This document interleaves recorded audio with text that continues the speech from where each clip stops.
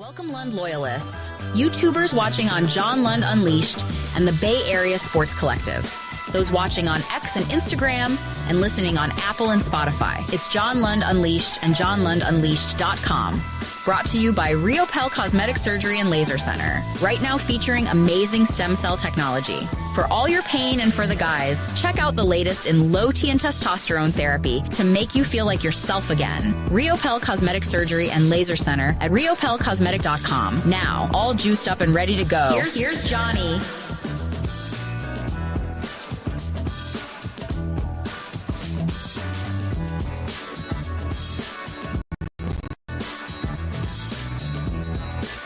Yes, thank you so much for joining us on a Friday edition of the show. As you can see, how high can they climb?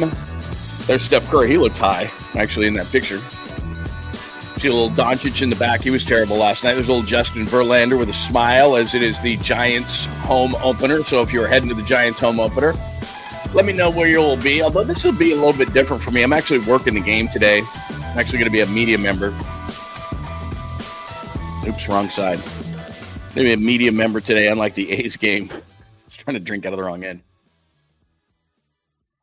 Unlike the A's game the other day, where I went on the field beforehand, but then I wanted to kind of treat that game like a fan experience, to kind of see what it would be like to be a fan up in Sacramento at Sutter Health minor league ballpark for the A's and the Cubs. So that was a little bit different. Today I'm actually going to be working for the most part and going into the clubhouse and talking to people, and I don't want to have booze breath and they're like, who's this dude?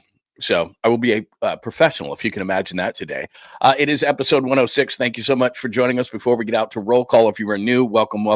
Please, if you're watching maybe on X at John Lund Radio, Instagram, Twitch, any of those places, LinkedIn, Facebook, if you would come over to the YouTube page and subscribe, that would be outstanding. Please make sure at the very least you give us a thumbs up. That means that the algorithm will say, hey, this is good content, whether it is or not. But that will be a good thing for us, and make sure that you have your alerts on, because like yesterday, sent out the short on Shohei Ohtani, sent out about a 5-minute piece on Ohtani, sent out a little bit on Kuminga. So we always are sending out stuff even after the show, 8 a.m. Monday through Friday. Tomorrow we'll be here at 10 a.m. So make sure that you stop by there. Let me close my email so we don't get these dings throughout the show. But all sorts of great stuff going on today. Very, very busy with the Warriors getting the win over the Lakers, 123-116. It's the big three, but it's the contributions, as you can see on the chalkboard there. We'll take a look at the standings, because that's what we do. Do we have to be concerned about a Jimmy Butler injury as we go down the chalkboard? Giants home opener. Like I said, I got to get out of here early. I apologize. I've done that twice this week, but it's because I've got to, I was going to Sacramento on Wednesday, get down to the stadium in the city today, and Bob Melvin talks around 10:30. So I got to get out of here at about 9. By the time I park and do all those kind of things, I'll be racing to make sure I can get into the dugout on home opening day, because I want to be in there for Bob Melvin, and I've known Bob for a long time, and just want to reacquaint myself and go into the clubhouse and get you guys all sorts of great content. So I'll be doing that. So I got to jump out of here probably around 9 this morning. So we'll talk fast and get everything done.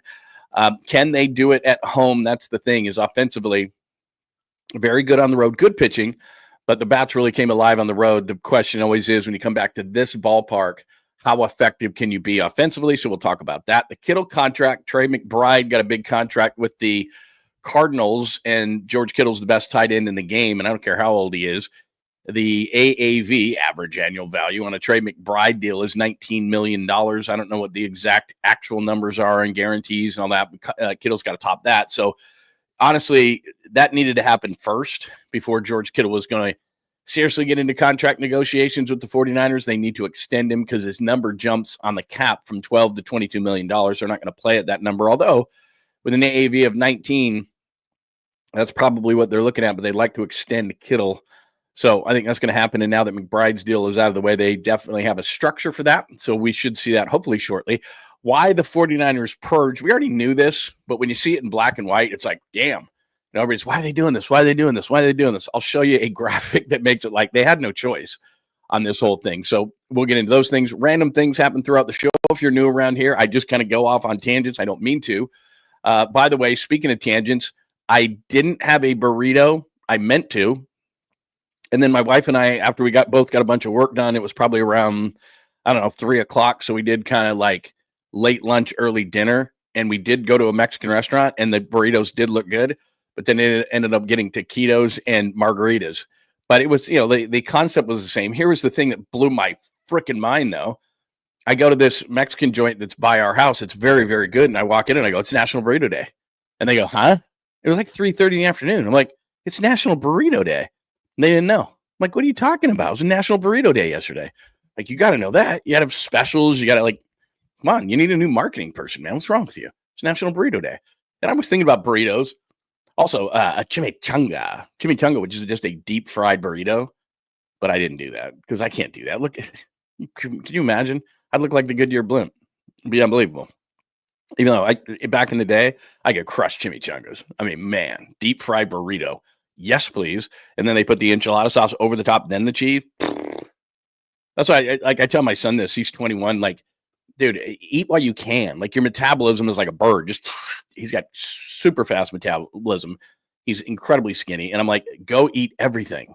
And he's kind of picky in what he eats. And I'm like, man, you're just missing out, bro. If I could do that, oh my God.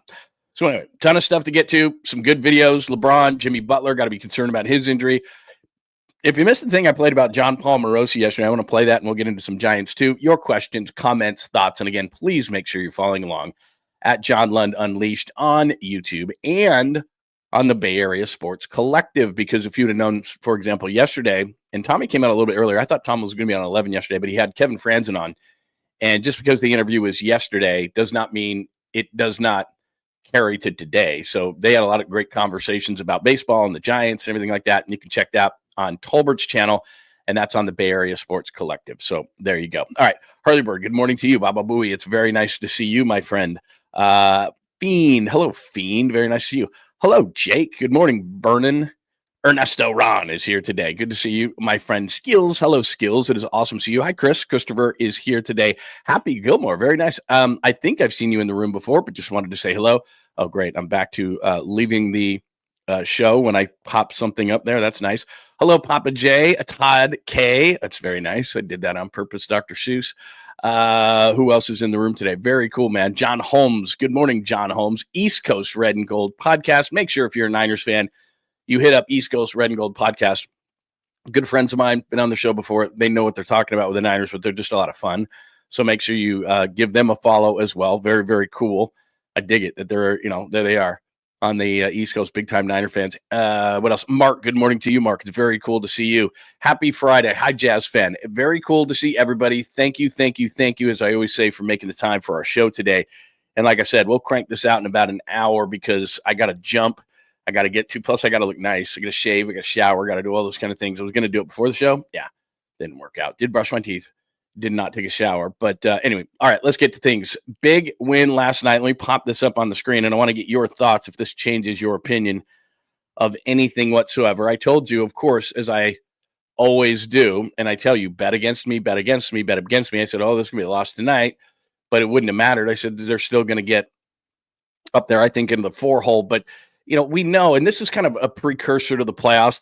These games feel like a playoff game. I don't know about you, but they feel like a playoff game to me. So when I look at the game last night, 123-116, they're going to tighten up the rotations a little bit.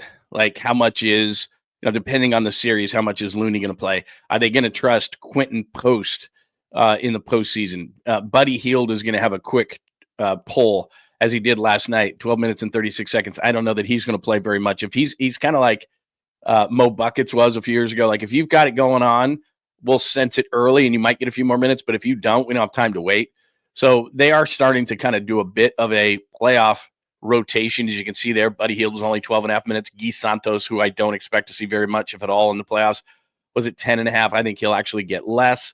Looney could get more because Steve Kerr trusts him, just depending on the matchup. But they used to love Trace Jackson Davis, and he's kind of fallen off. But you get my point, is that the starting five is going to get a bunch of minutes. Kuminga is going to get minutes. And then after that, it's kind of going to be what the matchup is. I think Looney, because they trust him, it's going to be more of a trust factor. But what you saw last night, look, the big three are going to do what the big three do, right? Steph Curry last night, 10 of 21, 4 of 11. But look at those free throws. I don't know if it's contagious from Jimmy Butler because Jimmy gets to the line. 13 of 14 from the line for Steph. Now, a lot of that was late when the game was out of reach and they kept fouling Steph because they had to. So he scores 37 last night. He does very Steph things. Draymond Green never gets credit for what he does. Had a great strip at the end of Luka, which basically sealed the game.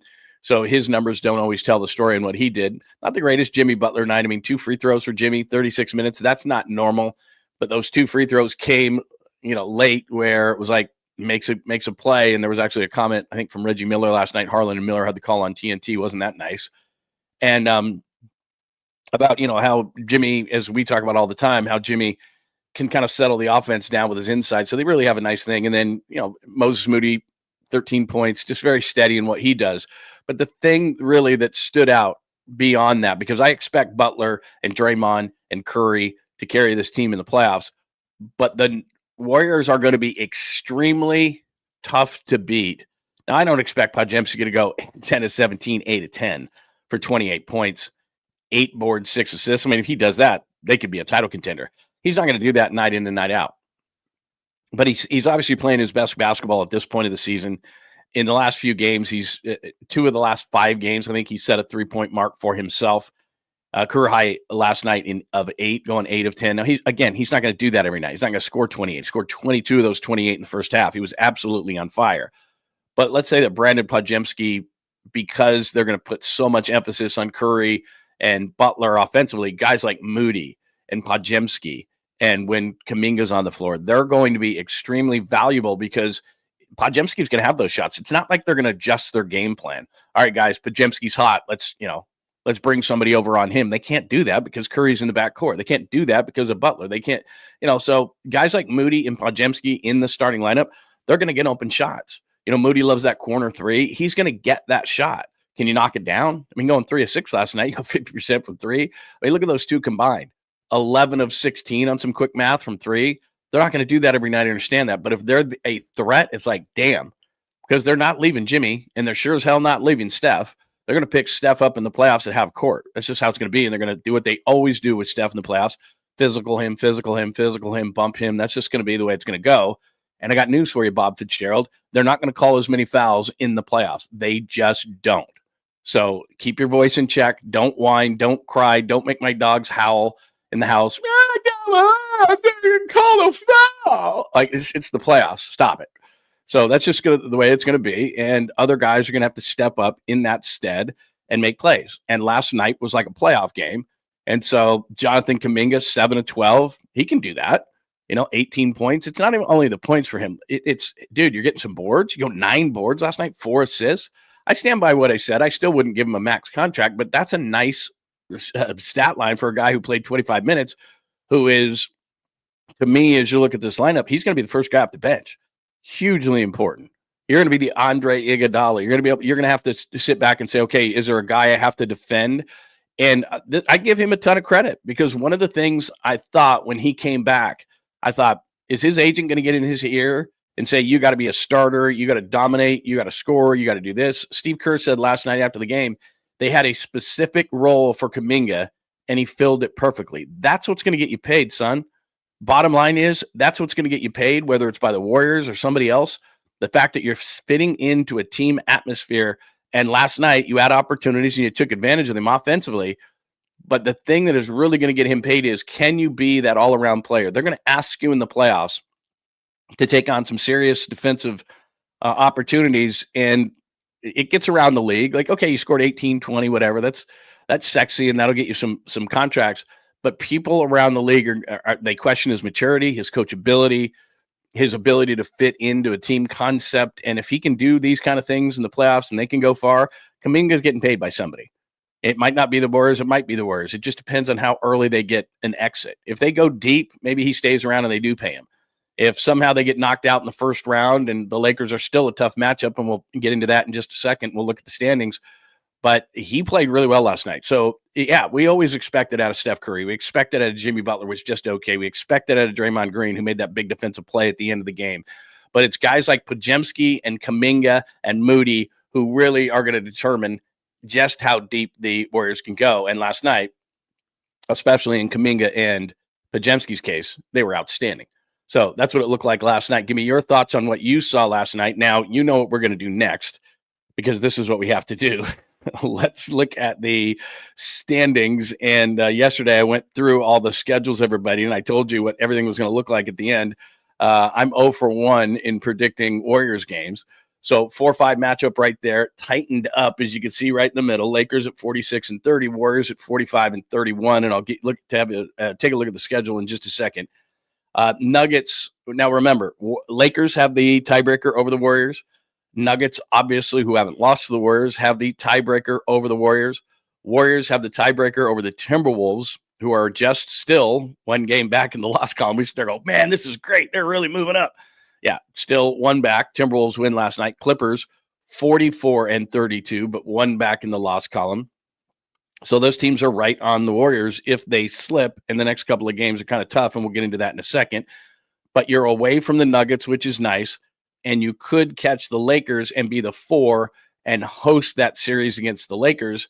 The thing that I think is interesting as we look at this whole thing from that perspective, if you want to look at standings, we can do that too. Oklahoma City is going to be the 1. Houston's going to be the 2. And then it starts here. Probably not catching the Nuggets. Now, if you beat the Nuggets, this is where it gets interesting. If you beat the Nuggets and that game is upcoming next and everybody's going to play, according to Steve Kerr, that would make the Nuggets 47-31. You would be 46-31, so you'd be right there in the loss column, but you don't have the season series. So essentially right now, you're 2 back of the Nuggets, and I'll show you their schedule. It is relatively easy, but things happen. The Lakers right there, you just got closer to them. Grizzlies win last night in Miami, and Miami had been hot. I don't know what the hell's wrong with Ja Morant. Does another gun gesture. I don't care. It doesn't affect me, but the league just told him stop doing that. And then he did it again last night, so he might get suspended. So that's another thing that the Grizzlies are going to have to worry about after firing their head coach. That's just weird, man. That's what I'm always telling you about giving guys big contracts. You know, Ja Morant's a hell of a player, but he's stupid. He's got a 10-set head. And you want that guy as people hit me up all the time in the various ways that you can get a hold of me.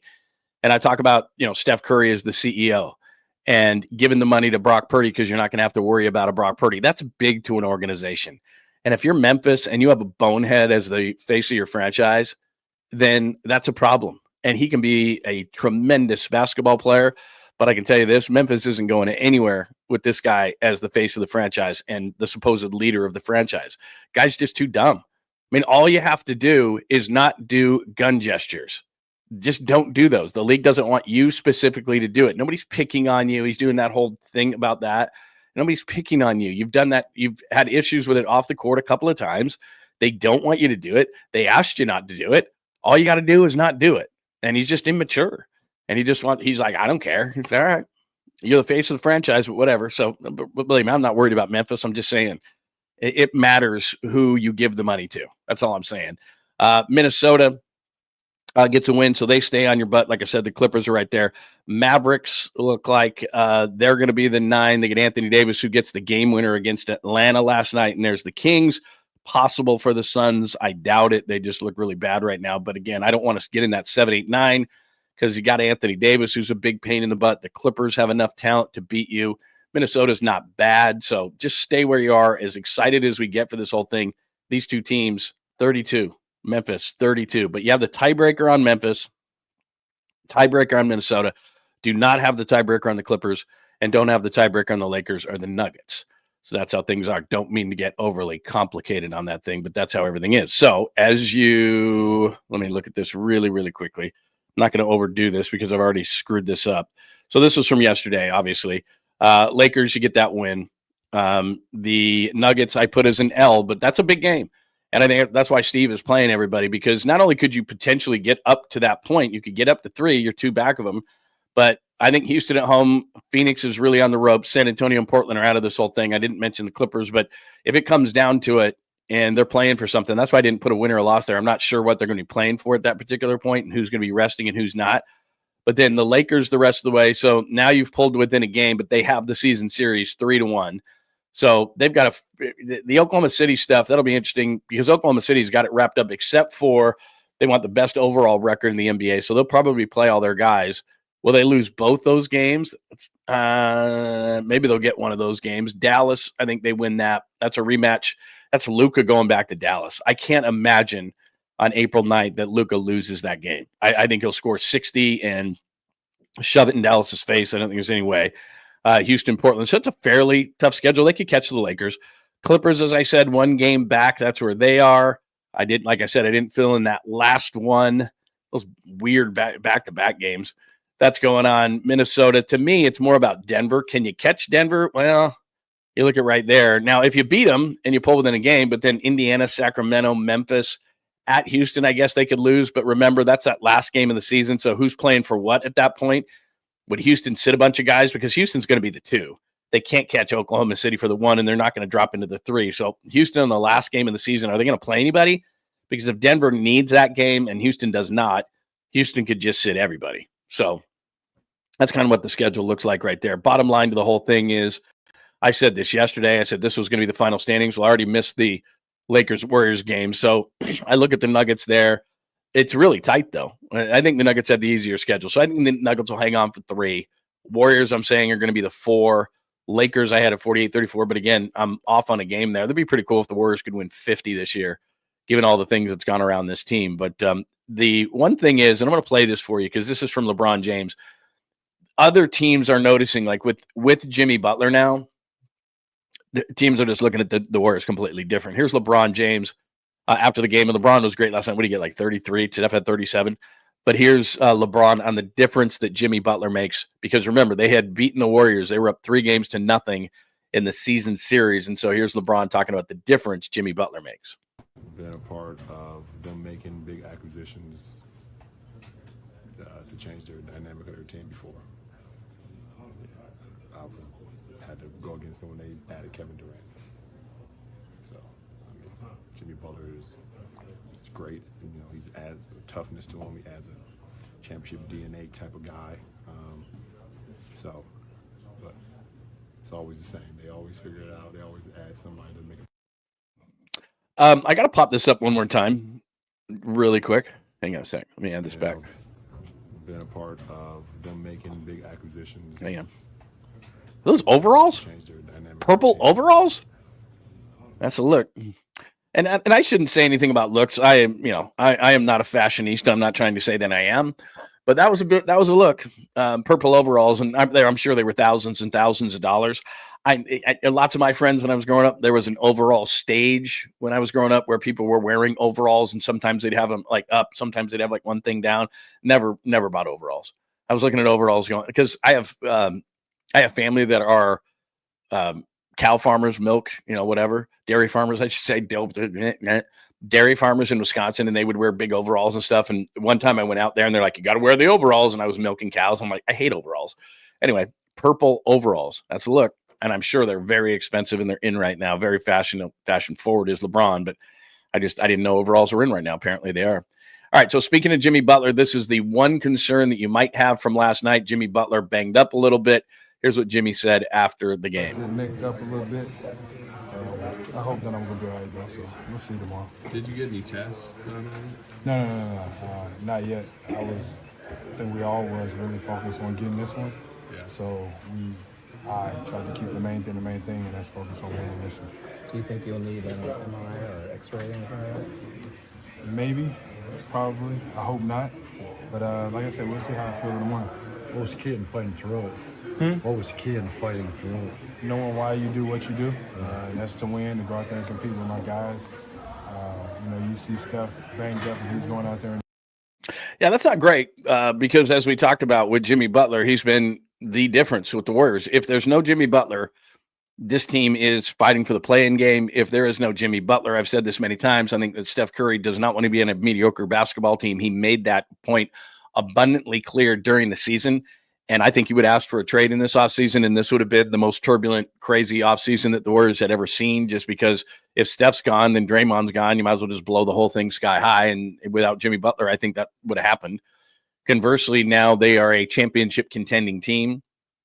It's rejuvenated the entire organization. Everything just fits. The puzzle pieces, like Jimmy is in there, and now coming off the bench fits, and Podziemski fits, and all these different things. And it's not just an outside game. There's an inside game, and you can get to the line.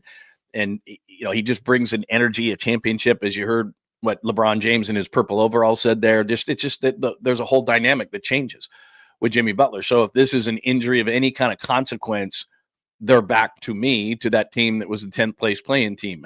I like Kuminga. I like Podziemski, but they're role players. Maybe as their career progresses, they'll be more than that. But right now, with the three that they've got, the big three that they've got, as we saw last night, that gives Kuminga opportunities to operate. It gives Podziemski opportunities as well. Like obviously Steph Curry gives you those because he spreads the court so much, but Jimmy Butler is another guy that you cannot ignore. And so he just opens up so many things for everybody. He gives them an attitude, all these just different things, as LeBron purple overalls just said, that's what Butler does. So if this is an injury that we have to worry about, that changes the whole dynamic for the Warriors. I don't care how good Draymond is and how good Steph is and how much of these other young guys can step up, and Moody, throw him in there as well. You lose Butler for any amount of time, and that's, again, you don't want to be in the play-in. Okay, Jimmy Butler's out for a week or two or whatever the case. Hopefully not, because when he turned to the reporter, and again, you know this as well as I do, and kind of had a smirk, like he's going to have an MRI today. And we better all hold our breath because that could change a lot of things with Jimmy Butler and the way that things go. So big three contributions going through the chalkboard. Standings I showed you. The Butler injury that makes me a little bit nervous about this whole thing. But the bottom line is this. Great win last night. Now you're looking at Denver. It'd be nice, and I'm not a message-sending person, but I do find it hard to believe that the Warriors would lose every game this year. It has happened, but lose all the games to Denver this year, including one at home in which Jokic, Murray, and Brown didn't play. And as confident as they can be, and I know that Draymond Green would still say this because he's got to believe this. At least things make headlines. We're going to win the championship. We're going to do this. We're going to do that. Oh, my God, did you hear what Draymond said? Well, they have to believe it. I mean, that's part of life, right? You believe you can get the job done. You believe you can, whatever the count that you have, whatever you do for a living, you got to believe you're going to do it. And if somebody asks you about it, what are you going to say? Nah, I don't think I can.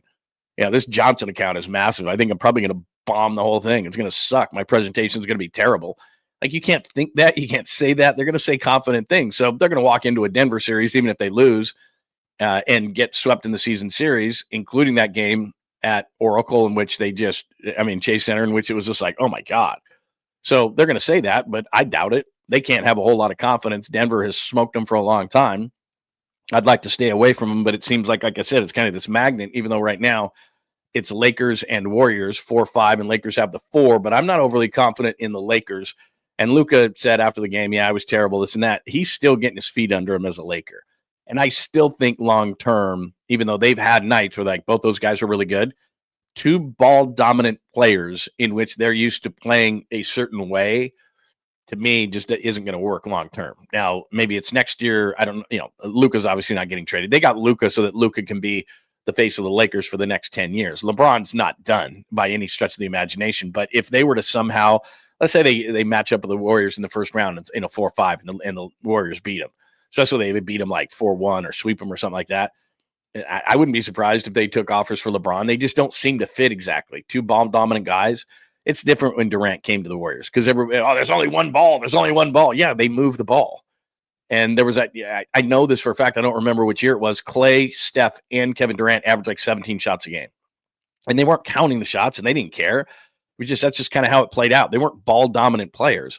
Luka needs the ball in his hands. LeBron needs the ball in his hands. There was nothing better, by the way, that LeBron down the stretch hit 1-3 and then bricked like 4 in a row. I love that. That's why sometimes I want Draymond to miss a 3 early in the game, not make one, because then I don't want him shooting 5 bad ones after that. Sometimes guys are like, oh, I'm hot tonight. No, you're not. That's not what you do. So they still got some things to work out. I'm not saying if they didn't. I still don't love the matchup necessarily.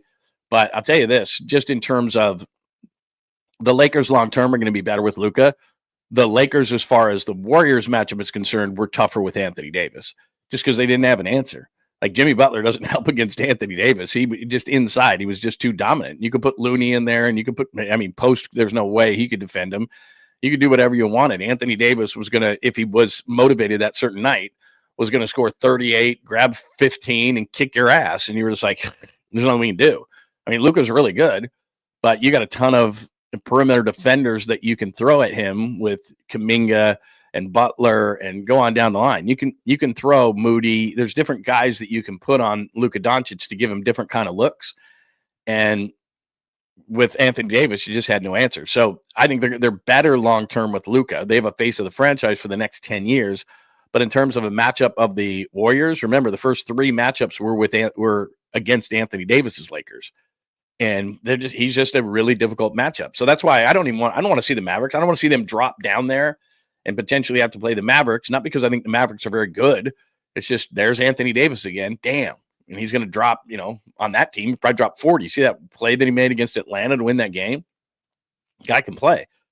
I wouldn't have made the trade, but as far as the Warriors are concerned, the guy can play. So anyway, there is your Warriors side of things. We'll get to Giants opening day, which I will be at today. But let me go down to the chat, make sure we are good to move on. Yeah, it seemed like Anthony Davis, like you're like, he's not playing very well. And all of a sudden, he just dropped 40 or 38 or whatever. Podziemski, I agree with you. Podziemski was great. That would be kind of funny. Yeah, all of a sudden they're just like, hell with it. We'll just take him back. Actually, no, I'm just kidding. I was going to say that would make a lot of sense. It probably would not. Hi, Rico. It is good to see you, my friend. Let's see. 2 ball hogs. Yeah, I mean, it's just the way they play. I mean, that's a pretty simplistic term that they're ball hogs. When you play with somebody at the gym, you're like, dude, come on, man, pass the ball. But it's just that's what they do. They dominate the ball, and then they kind of look and players play off of them. So here's Luka. If LeBron's ball dominant, Luka's standing in the corner. Luka's a great player and a great scorer. I wouldn't say he's a lot like LeBron. It's just like he's not going to just sit there and jack threes. Like he's not this great shooter. He's a great player. He's a great distributor. He's a smart basketball player. He can get to the rim. He can get to the free throw line. He can, the 1 foot. He does all sorts of great things, but it's off of the fact that the ball's in his hands and he can create situations for his teammates. And LeBron's the same way. So if either of them are standing as kind of an off-ball shooter, standstill off-ball shooter, and the ball's not in their hands, they're not nearly as effective. And those are 2 of your guys. And then we saw last night, LeBron can be interested in defense, but at his age, he rests a little bit on the defensive end. And then Luka, per usual, and this is why Dallas got rid of him, I still wouldn't have, but he got blown by on a bunch of occasions, and he would just stand there. There was a couple of times where he's like, the guy's by me. I'm cool. Let me have the ball.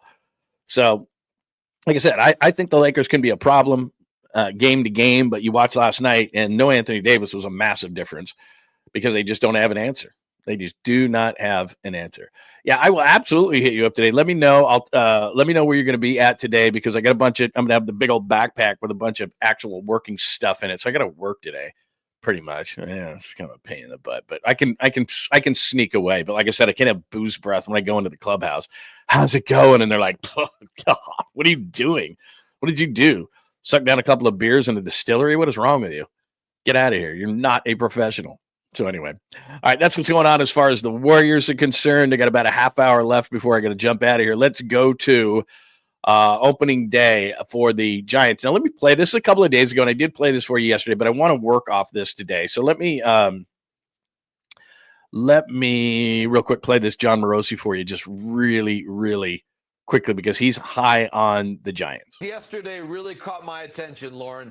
You consider Jordan Hicks, as Robert talked about, going back to his hometown of Houston, 6 scoreless innings, just 1 hit, and 6 strikeouts. Rare is the pitcher who in the last decade has gone into that ballpark and shut down that lineup over 6 innings with only 1 hit. Jordan Hicks has done it. Of course, they also have Logan Webb and the 2 veterans who have joined in recent months, you could call in the case of Justin Verlander, and then Robbie Ray as well with the addition last year. So I like the way this team is coming together. I know there's a lot of talent certainly in the National League West. We've talked about the Dodgers, the Padres off to a tremendous start too. But maybe, Lauren, the NL West could be like the NL East was a year ago and put 3 teams. All right, yeah, it's too early for that, but like I said, I don't really like the term. It's one of my least favorite terms, small sample size.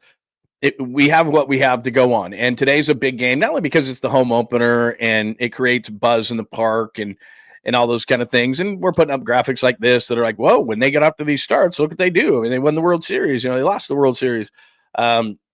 they at least got in the playoffs, which is, that would be very satisfying, I think, to a lot of fans for the Giants if they could do those kind of things. So let me pop something up here, because this is where I think it gets really important. I want to talk about the offense in just a second, how big of a deal that is. But this is the starting pitchers coming up, and Verlander's going today. And Seattle last year had the best rotation in all of baseball. And you couple that with the ballpark. So these are going to be low-scoring games. They should be. Now, today's going to be, 12-10. But they should be low-scoring games. Verlander was good, not great, in his first outing. He's 42, coming off a neck injury. He looked really good in spring. I'll give him that. But still, he's a question mark to me. He's certainly not in the bank. Robbie Ray was great for 15 hitters. And I'm not going to say literally the wheels fell off, because he doesn't have wheels. But the term has never applied more than what it did in Robbie Ray's first outing after the 15 hitters. And then he came out and was like, what the hell just happened to this guy? Everything was gone. And then Jordan Hicks again. And the reason I bring it up is because then Jordan Hicks goes, and if he can do it in Houston in that bandbox against that lineup, as John Morosi said, then Seattle, who's not a good hitting team, great pitching team, not a great hitting team, then Jordan Hicks should be able to do it in this ballpark against Seattle. So this weekend series to me is huge, because Verlander's still a question mark, but he gets it in this park with a bad offense. He should be able to shut them down. Ray, same way. Hicks, same way. We know what Logan Webb's going to do, because he did it last time out. So what is 2, 3, 4 in the rotation going to do? And then 5 is, okay, we'll see. Landon Root was good, not great. I know Birdsong could be better from the last time out, but I'm just a big Birdsong guy, and there's a lot of depth, as we talk about every day in the minor league. So they should be able to field a pretty decent number 5, and your 5 is kind of a wild card anyway in a rotation. Very few rotations have a set 5 that are good 1 to 5. Seattle happens to be one of those teams that does. So look, this is a massive series to me, even though it's very early in the season, because Seattle can pitch the hell out of the ball in their starting rotation, and you're going against what last year was the best rotation in baseball. Can you hold up against them in your park, in which we know runs are at a premium? So everybody's talking about the pitching, so that's one side of it. The other side of it, to me, is this team that is supposedly offensively was very good on the road, scoring all the runs that they did. But I told you this, and I've told you this ever since the season started. They didn't have problems scoring on the road last year. They hit home runs at the 7th best clip in baseball. They could score runs on the road. Can they score runs, or at least enough key hits, runners in scoring position? Last year, they were 24th in runners in scoring position, and they would just go through stretches, and all teams do. We're just like, this team is atrocious with runners in scoring position. That's what they have to be. I'm not comping this team to 10, 12, and 14, but when those teams won at a high level, it was pitching, defense, key hits. And so far, other than the last game where they finally committed an error, they've gotten the pitching. The pen is very good. I haven't even mentioned that. Up until last game, they hadn't committed an error. And I still think they're going to be solid defensively. If you just look around the diamond, from Patrick Bailey to Matt Chapman to Mike Yastrzemski to Jung-Hoo Lee, Ramos, I think, can be an above-average corner outfielder. He's not a center fielder, but they should be good defensively. So if they pitch, if the pen's good, and if they play defense, those things on paper look like they could happen. Now you swing things to the offense, and you say, all right, you did it on the road. Like, Willy Adames' batting average is not great. He hasn't been off to a great start, but he had a 2-run double, and that was a key hit in one of the games in Houston to help win that game. It was the Logan Webb game. They scored 3 runs. It was a 2-run double by Willy Adames and a home run by Ramos. Boom, win. They don't need to score 5 or 6. They won't score 5 or 6 in this ballpark. Can your pitching do enough for you that you can win? Now, 4 is the magic. 4 is the magic number. 4 is the magic number for the Giants to win games. When they hit that number, they're really tough to beat, especially at home. But they're going to have to win 3-2, 3-1. And especially in this series against Seattle. Like I said, we'll come back. We'll reconvene tomorrow, 10 a.m. on Saturday. And also again on Monday after the series is completely finished. And you watch. It'll be like 10-8 games, because, that's just what happens. I predict something, and then it goes a totally different way. But on paper, where the game is not played, these should be low-scoring games against Seattle, given the park, given the starting pitching for Seattle, given what the Giants, I think, potentially could do. There's that word again. These should be 2-1, 3-2, 1-zip, 2-zip type games. Who gets the key hits? Seattle doesn't have a very good offense. So these should be games that you win, but you win low scoring. And I always tell you this. I don't care what the sport is. if you only have one way to win, you're not going to be very successful. If you have multiple ways to win, which is Dodgers and all the better teams in the league, oh, you want to play a 15-12, we can do that. You want to play a 2-zip, we can do that. You want to play one run where we have to execute at the end of a game, we can do that. Like all these different ways. Right now, to me, in this park especially, Giants are probably going to win 3-2, 2-1 type games. That's just especially against this rotation that they're going against. Could they break out and score 6? Maybe. I mean, that would be really, really cool. So if they can show the ability to be, okay, you want to play that game, you want to play this game, you want to play that game. Because you look across the board and there are certain teams in every kind of sport and they can only win a certain way. Like if the game goes like this, we'll win. And the Giants kind of have to break out of that, especially at home. Like you can't have just one way to win. Okay, we can only win those low-scoring games. So let's hope somebody doesn't, go off in the first inning. Mariners are up 5-0, and all of a sudden, we got to fight back. Mariners probably won't be at 5-0 because they can't hit. But you get the idea. So that's Giants opener and do it at home. As far as the Giants are concerned, like I said, if you're going to the park, you can hit me up. I'll have my email on my trusty little phone. Hit me up where you're going to be. I am going to get down there. Like I said, I got to be down there before 10:30 so that I can get in the dugout for Bob Melvin, shake hands, kiss baby, see everybody for the opener. But and then got to kind of watch the game, and then we go in the clubhouse afterwards. So it's not like I'm chugging beers, but I'd love to say hello to people. If you hit me up, I'll try to see what I can do. But I probably won't be chugging beers as I did at the A's game. That was more of a fan experience that I had to do. But as we're going to, let me ask you this question before we get to some Niner stuff and wrap it up at the top of the hour. Just I want to know how you're feeling going into the home opener. Are you excited about it? You can watch it. I know it's a Friday. Can you do those kind of things? How you feeling about the Giants going into this thing? People are saying nice things about the Giants. People are saying nice things about the Giants. It does suck, by the way, that the Dodgers and the Padres are so good, but that's just kind of how it is. So there you go. All right, that's the story on the Giants side of things. A couple things on the Niners. Let me pop this up for you. This is good, actually. I know this sounds weird, but there's George Kittle. You see the G Kittle, and he's like, Trey McBride, let's effing go, with like 4 Gs. So he gets up to a new 4-year, $76 million extension, again, according to Rap Sheet, and he becomes the highest paid tight end in the league. Now, he's younger than George Kittle. I understand that. Very good pass catcher. Not nearly the blocker that George Kittle is. George Kittle is the best tight end in the league, and it's not like George Kittle's 35. He's 30. So he's got plenty of years left in the tank and is coming off a great season in which he was easily the best tight end in all of the NFL. So the reason he's so excited is Trey McBride's getting $19 million per. I haven't seen the guarantees on it. 476, 9, not yet, 70. So even over that $19 million, 1938, 76. Yeah, that is right. So he's getting 19 per. George Kittle's probably going to get 20. So we'll see how that goes. But now it's not that it shifts from Brock Purdy, because as we know from the offseason program, that stuff's going to be happening in April, and then you're going to have the rookie camps, and then after that, you're going to have OTAs. And so you want to get the Brock thing done, and that's still number one on everybody's list. But all of a sudden, Trey McBride gets paid for the Cardinals, and you're like, okay, well, George Kittle's up next, and they are going to extend him in this offseason. It is a goal. I believe it's going to happen, but we'll just have to see. But there are the parameters right there. McBride gets paid. George Kittle's all excited about it because he knows he's topping that number. So you look at the Niners and you go, look, there's the parameters of it. Give me a little bit more than that, probably 20 a year if McBride's making 19. And how crazy is that? What is it about?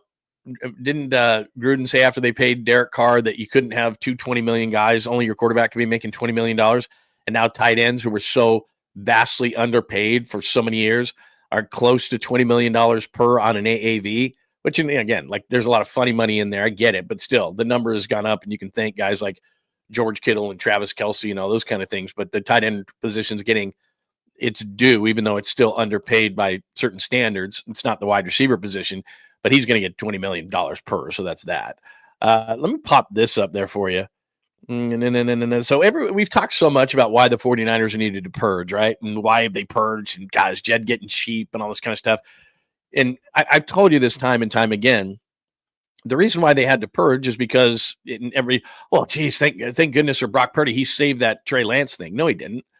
You still lost the 2 first-round picks. But what really has been and those should be on those 2 guys, the 2 first-round picks they should be on the team, should be cheap labor. They'd be getting close to needing extensions, but you've extended so many guys. And as I've told you, the teams like the Rams the Eagles, the Packers, they have young guys not making anything yet, and they offset the big salaries. So Jordan Love has gotten paid. Jalen Hurts has gotten paid. Jared Goff has gotten paid, but they've balanced those things out with the guys that they're paying with versus guys who haven't gotten paid yet on those teams. And the Niners don't have that. Now, 2024, that draft was a step in the right direction, but you want to know why the 49ers had to purge in one picture? Look at this.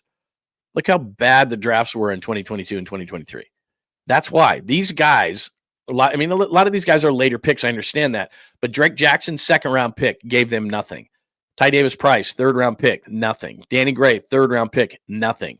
Burford, I thought he was, going to be all right. Fourth-round pick. And, again, those are hit and miss, nothing. Womack, gone. �奧𝐽𝐫, nothing. Kalia Davis, nothing. Now, these are six-round picks. Castro Fields never made the team. Purdy saved that draft. Everybody else in 2022 sucked. Jair Brown, the jury is out on him. Jake Moody, most people want him gone. These are third-round picks in Brown, Moody, and Latu. Now, Brown is starting. I'll give him that. But Moody's very questionable. Latu, gone. That's a third-round pick. That's a starter. Fred Warner was a third-round pick. A third-round pick should be a starter. Should be a guy that's at least contributing somehow. Nope. Darrell Luter Jr., he's been a guy that's been hurt a lot, but that's, fifth round, that's hit and miss. I get it. Beal has given him nothing. Winters had an opportunity. Willis has given him nothing. Bell was a drop machine. And Jalen Brown for a seventh rounder, not terrible. Not terrible. He's a special teams kind of a player, but you wonder why they had to purge, because you've got to hit in the draft. And this is what makes you nervous about John and Kyle is their whole thing is we're going to hit in the draft. Now, one thing absent from there, if you would, you're like, well, let's be fair. You know what's absent from there? First-round picks. See that? 2 through 7, because in 22 and 23, Trey Lance cost them those first-round picks.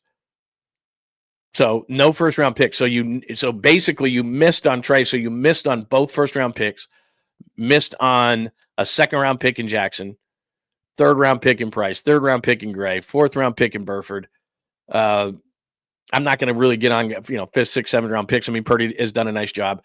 Brown, I don't know that he is a starting safety. His speed, and it's not everything, but he runs in the 4.6s. I don't know if your free safety can do that. Moody, Latu was just, I don't know what they were doing. Obviously, they were looking for a backup so badly for George Kittle that in those drafts, they took 2 tight ends. Neither worked out. And you get into, like I said, you get into the 6th, 7th rounds. Those are crapshoots. So I'm not going to get over, really over them for those kind of things, even though they've hit in the past. But the third rounders of Latu, Moody, Brown, Gray, Price, Jackson, even Burford in the 4th round, those should be guys who should be contributing to you in some way, shape, or form. And in addition to that, so for 2 straight years, basically, you didn't have first rounders, so you sucked those. Drake Jackson has stunk, and he's not going to do anything for you. So that's a second-round pick. So you missed on all your first and second-round picks and your third-round picks in Price and Gray, and Moody I don't love, and Jair Brown we'll see, and Latu you missed. So basically, you missed first, second, and third round for real high-impact players for 2 straight years. And people go, why are they doing this? Because you've got to draft. Your lifeblood is the draft. You have to be able to draft.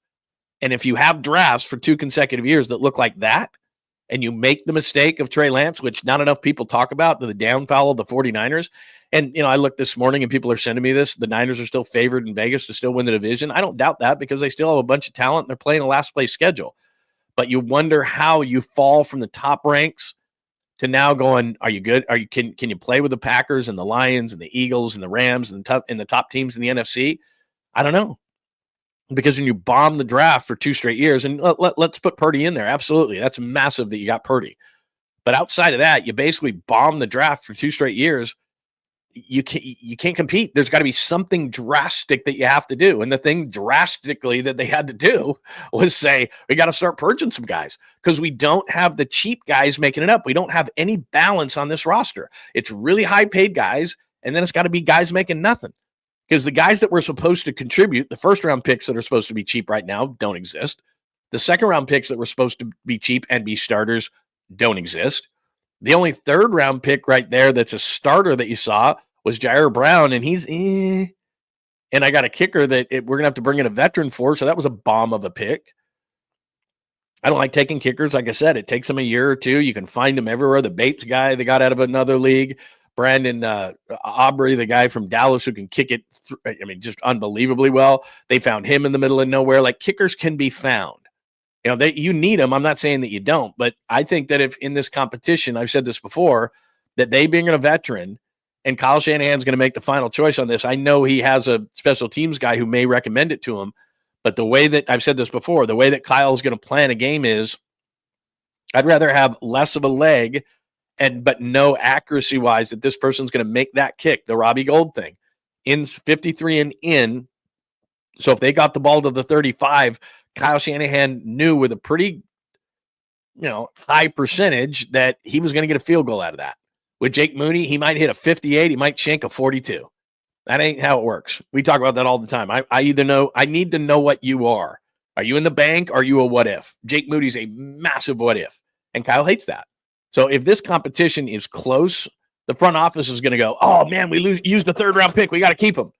And Kyle Shanahan's going to go, I don't care. I want a reliable kicker from the 35 in. I just know in my head, got to get it to the 35. So that's how his play calling is going to work. Okay, we got to get it to the 35. We'll get a field goal. I know he's conservative. I know you want to go for touchdowns. That maybe having Jake Moody's good because he's like, I can't rely on this field goal. I gotta be aggressive. I'd much rather see a more aggressive Kyle Shanahan, and hopefully he is. But looking at this graphic yesterday, and this is our good friends from, and again, everybody knows this. It's just you see it in black and white at SF Data Niners. You see that at the bottom right-hand corner. They just posted it. And I know this, but to see it in black and white and gray, I guess too, you just sit there and you go, "What? How are they in this position? How are they in this position? My God, look at that." That's the Trey Lance effect right there. No first rounders, a bomb of a second rounder, Ty Davis Price, Danny Gray, Spencer Burford. Those are supposed to be players that are contributing. Brock Purdy, great job. Jared Brown, I'm nervous. Jake Moody, oh my God. Latu, wow. Luter Jr. And then you get into the fifth round. Okay, I understand that. But if you throw Brock Purdy out of this, which you can't, but if you do, your best pick is, I guess, Jair Brown. Luter Jr. showing you nothing. Beal's showing you nothing. Winters isn't ready. Willis isn't ready. Bell's gone, thank God. Graham got a chance. I mean, those are really bad picks. And that does two things. It tells you why they are where they are in terms of having to purge things because there's no middle class on this roster. And the second thing is when John Lynch says, now they get first rounders, they have an 11th overall pick. I understand that. But the only two players to make it through to a second contract with the 49ers as first round picks under John and Kyle, Nick Bosa, and Brandon Ayuk, who they regret. McGlinchey never made it to a second contract. That's how I think of a successful pick. If that pick doesn't make it to a second contract, that's not a successful pick, period. So when they say, hey, we got this thing, it's called the NFL draft, and that's our plan, and then you see something like that, you go, ugh, don't like that plan very much. Now, before that, it was Fred Warner and George Kittle and Dre Greenlaw and Diamonor Lenore, and like they made tons of great picks in the second round. Now, Deebo Samuel's a second rounder. I mean, they've done some really great things. So it's kind of this thing that you're like, are they going to be good draft guys? Or are they going to be bad draft guys? Because that 22 and 23, you go, God, why are they purging? Why do they have to do this? Because they have an upper class, they have a lower class, they have nothing here. And that's what those draft picks should be. Those first, second, third round picks. And after that, it's a crapshoot. And believe me, with that, it's a crapshoot. All of it's a crapshoot. That's what I mean. Draft's a lottery ticket. That's what it is. Even at pick 11, like that's not a guarantee. 𝐤𝐮𝐬𝐫𝐿 Kinlaw, that's not a guarantee. Like you're picking where you're picking. Who knows? Look, you could hit, you're going to miss. You're going to go through a draft. That's why they do all the redrafts all the time. Oh, that guy would have been picked here. That guy would have been picked there. I mean, Brock Purdy in a redraft in 2022 would have been like a top 5 pick, if not the top pick. So it doesn't, it's just a complete crapshoot. If pick 262 can be up for a $60 million contract, the last pick in the draft, it clearly means the NFL doesn't necessarily know what the hell they're doing. And sometimes you just get lucky. It's just what it is. So if you're putting all your eggs in the NFL draft and you're the Niners, you better just hope against hope that it's, the Deebo, Warners, Kittles, Greenlaws, Purdy's, DJ Jones kind of drafts, and it's not what we just showed you, because that's vomit-inducing right there. In 2024, they got right back on the right track. 2024 is looking good, but those 22 and 23, that's why they are where they are. Because if you think about it, a guy that was drafted in 22. He's like 24, 25, 26 years old right now. That's it. That's your guys. Those are the guys you're missing. Those young, really good players who haven't hit their second contract yet, that you're going, you got a lot of cheap labor still here, and these guys are contributing at a really high level. That's what's happening in Philly, in LA with the Rams, and in Green Bay, places like that, Detroit. Gibbs isn't up for a contract yet. Jack Campbell's not up for a contract yet. All these guys that they have, Brian Branch isn't up for a contract yet in Detroit. Jalen Carter in Philadelphia he's not eligible for an extension right now. Those two guys they just drafted, Cooper DeJean, he's working on a rookie contract. He's a second-year guy. Those are the guys so you can pay your quarterback and not be like, oh my God, we have to purge our entire team because we have to pay Jalen Hurts. They didn't have to do that. Green Bay didn't have to purge their team to pay Jordan Love. They got young guys that are still making money. Same thing. They gave Jared Goff an extension. It didn't kill what the Lions are doing. Penny Sewell has gotten money. I mean, there's certain guys who have gotten money, but they got enough guys. Laporta's not getting paid yet. He's a really good contributor. That's what the Niners lost in those two drafts, is guys that were cheap and would contribute. And what that means is, and I told you this yesterday, you have 3 and 5 year windows. Now, guys, everybody starts getting paid. Now you got to purge a little bit. And you can't keep everybody. That's fine. But you cannot have complete just bombs of drafts. You like that sound effect? You cannot bomb 2 drafts in a row and think that you're going to stay on top of the mountaintop. It doesn't work that way. And that's why they had to do what they did. So everyone's freaking out. Why didn't you sign this guy? Why didn't you sign that guy? Because they bombed 2 drafts in a row. That's your cheap labor. That's your starting, whatever. Your starting players that you don't have. Why do you have a defensive line where there's literally nobody but Nick Bosa? Like, why is Nick Bosa out there by himself and there's no one else on the defensive line? That's what they should have drafted. That's what they would have drafted. Why don't they have any depth at linebacker who could fill in for Dre Greenlaw now that he's gone? Because of that, what I just showed you. Not having first-round picks is a killer. Just a killer, man. What else do we have? Let's see here. Yeah, the 49ers have a concept of a plan. Let's hope that it works. Look, I'm not saying they can't. They can. They can do this. It's just, man, sorry. I don't mean to be the bearer of bad news. I just saw that last night. I was just like, oh, my God. Oh. Woo, that was bad. It was Miami. I have to go back and look. I think they might have moved those picks. I did know at one point who they used them on, but the trade was with Miami to move up. And so they gave Miami those picks. So I have to go back and look exactly who was picked in that. But regardless of who it was, I got to believe that even if they were the first rounders, at the very least, they're a contributor or maybe a starter. But like we talk about all the time, I mean, KITTLE was a bomb in the first round. I liked McGlinchey, but he didn't make it to a second contract. I mean, it doesn't guarantee. Reuben Foster, they traded up and was a first-round pick. That wasn't very good. So, yeah, it doesn't mean that your guys are going to be great. I mean, I even look at Aaron Banks. Aaron Banks was a second-round pick.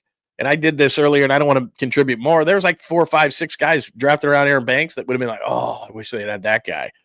Aaron Banks wasn't a success. That wasn't a good pick. He was a second-round pick that never made it to a second contract. Green Bay vastly overpaid him. Now, I don't know what the guarantees are on that deal, but just up front, in funny money, he got 4 years and $77 million. Like, there's no way they were going to pay that, but he wasn't a really good player. He gave up 25 pressures in the pass game last year. 25. And I don't care what nice things John and Kyle say about Jake Brendel. He was 12th in the run game. He was not a terrible run game center.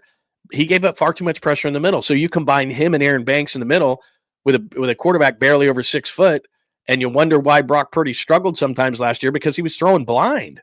He's like, well, this is where the guy's supposed to be. I mean, he admitted it in the Rams game when he threw the interception down the right sideline when Juwan Jennings was bracketed. He literally said after the game, I couldn't see it. I had to throw it. Just threw it up because I know that Juwan Jennings is big and physical and might be able to make a play on the ball, but he stumbled. He was bracketed. Brock didn't see it. It was like, why not? Because he couldn't see, because there was pressure from the middle. And that's one thing they have to fix. And so, they can say really nice things about Jake Brendel, but then you can go back and watch and go, oh, okay. The numbers don't always tell the truth. I don't mean to be negative about everything, but I'm, it's tough. What else today? What else? Anything else on anybody else's mind today? I think I might have a I have a caboose or did I take it out today? I might have taken it out because I knew that we had only a little bit of time today because I got to go down to the yard today. So I might have pulled it out of there. Let me look. I thought I had one. Could have sworn I did. Hang on. I think I do. Yeah, I remember putting it in here. Hang on just a sec. Oh, I meant to look this up because I don't know if this is a recent story. I'll pop this up anyway for a sweet, clean, family-friendly caboose pistol. And yeah, I still haven't made the open. I'm sorry. But fatal sex. Man dies during intercourse. Extreme orgasm was the apparent cause of death. According to a post-mortem report, Charles Mawa's death was a result of an excessive orgasm, which caused blood vessels in his brain to rupture. Ugh. I was thinking about this. I was thinking that wouldn't be the worst way to go, but then that's going to hurt probably for about, 60 seconds. I'd just rather go in my sleep, I guess. But yeah, that does sound painful. The only reason I brought this in for the sweet, clean, family-friendly caboose pistol today was to say that would probably be the best way to go. But now that I just even read that top part, excessive orgasm caused a blood vessel to rupture. That probably didn't feel good. I mean, it was probably quick, but at first I thought, well, this is just the way to go, right? If you're going to go. And I told you the story about me and Papa, and we interviewed Dick Enberg before he passed away, and he was into his career. He was doing the Padres games, and he said it much more eloquently than this in a Dick Enberg kind of a way. But he said that the way he'd like to go is like a shotgun blast from a jealous husband, and just boom, and it's over. After the fact, right? That he was in there doing that. So I personally was like, oh my, that's probably not the way I'd want to go. And this way sounds, I thought at the time when I just first saw it quickly that it wouldn't be so bad. But yeah, that doesn't sound great either. That does not sound great either. So there you go. All right, I got to jump quickly. I'm sorry. How high can they climb? That is the Warriors side of things as they beat the Lakers last night. I showed you all that. There's Justin Verlander in the corner. He is going today for the Giants. Sorry to depress you about the Warriors, or excuse me, about the Niners. I didn't mean to, but I saw that yesterday in black and white. We all know that. But God, I looked at that thing and I'm just like, God, people are wondering why they're having to purge all these guys. That's why. Like, don't get on Jed York about it. So whoever was in charge of those drafts, and you got to put Kyle in there, you got to put John in there, or whoever is part of the front office, all that kind of stuff. Adam Peters was part of that before he ran off to the Commanders and dominated a bunch of stuff. I mean, man, that's just, it's right there in black and white, man. Hi, Max. Good to see you, my friend. Hello. I'm sorry for those who are just coming because normally we do at least till 10 o'clock, but I got to run to the ballpark. Bob Melvin is speaking at 10:30. I want to be in the dugout for that, and it's going to take me from this particular point, 9:06, at least an hour 15 to get down there, so I'm going to be having to run, and I don't like to run. You know me. But good to see you, Antonio. Excellent to see you, my friend. So just real quickly, I don't know if I should have popped up that. Yeah, just extreme, very extreme. I've clearly never had one of those. And like I said, I thought maybe that would be the way to go. But then again, I don't want anything rupturing in my head. And I guess it would have been quick, though. I guess that would have been the whole thing. It was like you finish, and then all of a sudden, and then it's like, see ya, gone. So anyway, all right, here's what I'm going to do. I know everyone's mad at me. What's the bad news now, dude? Thanks for making our Friday. I apologize. I will look this up, Kyle, by the way. I will look up what was used on them and who was on the board at that particular time. By the way, people are stealing my concept. Did you see that I did who's on the board and I did that whole mock draft and I owe you one of those on Monday? People are stealing that from me. And I know you people. I'm telling you, I saw that you stole my concept. So for those who know, just so you know. Hi, Mark. Hi, Francis. Mary, it's great to see you. Let's see. I want to make sure that I acknowledge everybody before I get out of here. Again, thanks to our good friends at East Coast Red and Gold Podcast. I was just going to say that. If you would please hit the like button at least over here on YouTube, that would really help things. So again, thanks for watching on X today. Thanks for watching on YouTube, Twitch, YouTube, John Lund Unleashed, YouTube, Bay Area Sports Collective, LinkedIn, people are watching today, and on Facebook. Everybody have a great Friday. I will be back to give you a full report from the game tomorrow at 10 a.m. right here. And here's the other thing I want to make sure that you know. Keep your alerts on today or join today at John Lund Unleashed on YouTube because I'll be posting all sorts of things. I'll be taking all my gear with me today, and I'll be posting all sorts of things from the ballpark today, from the home opener today. So Bob Melvin in the dugout, all these different things I'm going to do. I'm going to run down there, talk to players after the game, all those kind of things. So keep your alerts on because I'll post shorts and all sorts of things, and I'll hit you up and I'll have a bunch of stuff from the game today with the Giants home opener. So make sure that you keep your alerts on. hit the like button. If you would do all those things, you would make my day. Have a great Friday. I'll talk to you Saturday, and I'll post a bunch of stuff from the game. Thanks for hanging out with John Lund Unleashed. We'll try to be better next time, though I wouldn't hold my breath. Please like and subscribe on the John Lund Unleashed Pod YouTube channel. Watch live shows weekdays at 8 a.m. on YouTube, Instagram, and X. And make sure to have your alerts on for shows throughout the day or night. All things Lund can be found at johnlundunleashed.com. johnlundunleashed.com. Goodbye!